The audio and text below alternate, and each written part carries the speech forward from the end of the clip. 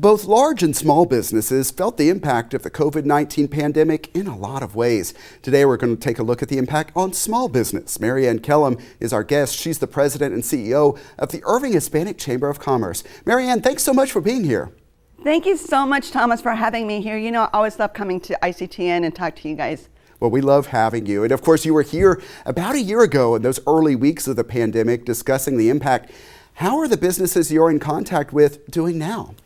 Actually, they're starting to do a lot better. We're seeing a lot more people coming in the stores and buying. Restaurants are getting fuller, gyms are getting fuller. I think overall it's kind of getting back to some normalcy, but definitely picking up. What are the concerns you're still hearing that are lingering out there? I think the biggest concern right now is that even though most of us have had our vaccines, there's still some talk out there about people that don't want the vaccine. They don't trust it, they don't know that there's enough testing, that there's enough whatever. And so my concern is that for those people that don't want to take the vaccine, then that's jeopardizing other people. You know, we still have vulnerable people like the young teens that haven't been vaccinated. So again, by not being vaccinated, you're still putting others at risk. And I think that's the biggest concern. Yeah, and we hear about a range of programs to help businesses. How can owners keep up with them and check all of those criteria? Seems like it might be confusing to navigate all of that. It is. I think the easiest thing to do is go to SBA.gov because everything is changing almost daily. I mean, seriously, there's so many changes that's the best way to keep up with it. But there's a lot of new programs, and that's probably the best way to get informed.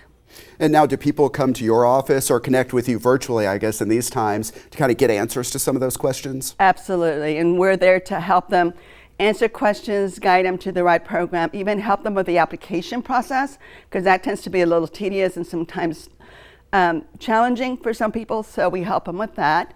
Also, making sure that they're connected to the right lender.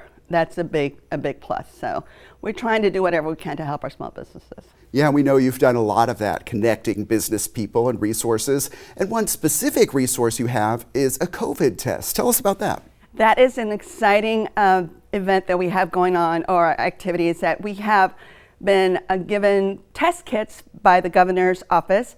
And we actually can sign up businesses to become administrators for those test kits for their employees. And that has been a game changer because what it does, it gives you results in 15 minutes. And it's not the one that they used to do in the beginning where they stuck the swab all the way up. This one actually just goes around the wall of the nostril. Very easy for anyone to do, but you do have to be certified. And it's about a 30-minute process. And we have handed out over 1,300 kits. And for businesses seeing this that are interested in getting some of those tests, what are the steps? The best thing to do is contact the office, our chamber office, and let us know because we would then send you the link to the Texas Department of Emergency Management to actually register. And then once you're registered, you do the test and do your certification and then come by and pick up the kit. It's real simple. And as an organization, you've held a lot of virtual events over the past year to share some of that information and help people network. How have people adjusted to these virtual sessions? I think if you had asked us this a year and a half ago, we would have gone, we could never do that. But you know what? We pivot and we go with the flow.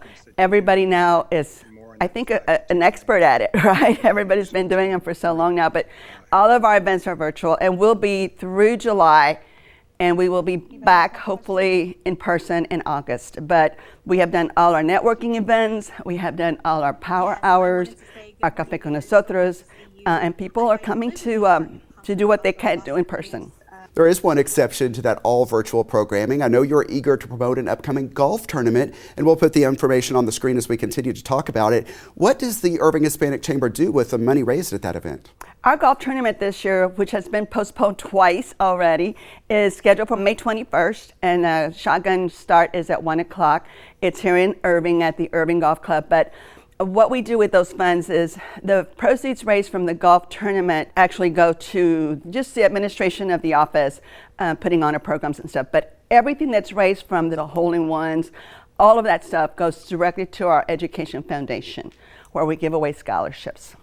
So an important initiative there. You can sign up and learn more about that tournament and all of the networking events on the Chamber's website.